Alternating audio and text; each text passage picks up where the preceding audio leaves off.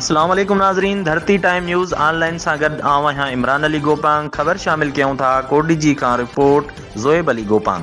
कोट bungalow में शिया उलमाए council, Anjum मोहबान अल अब्बास, अंजुम अल हैदरी ऐं ॿियनि शिया तंज़ीमनि पारां पेशावर सानीअ जे ख़िलाफ़ एहतिजाजी रैली कढी क्लब ताईं गॾी वई, जंहिंजी अॻुवाणी सैयद अफज़ल हुसैन रिज़वी, आसिफ रज़ा पठान, गुलाम अली राजपर, मुजाहिद हुसैन, मौलाना नज़ीर हुसैन, मौलाना असगर हुसैन हाले पुटु कई। रैली में लब्बैक या हुसैन जा नारा लगाया विया। रैली खे ख़िताब कंदे सैयद अफज़ल रिज़वी चयो त असां पुरअमन क़ौम आहियूं, मगर हमेशह ई असां सां ई ज़ुल्म कयो वियो आहे।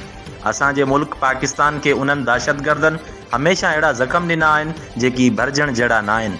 असां चीफ ऑफ आर्मी ऐं वक़्त जे हुक्मराननि खां मुतालबो था कयूं त उन्हीअ दहशतगर्दी जे नासूर खे पाड़ां पटे असांजे मुल्क में अमुन जी फ़िज़ा खे बहाल कयो वञे।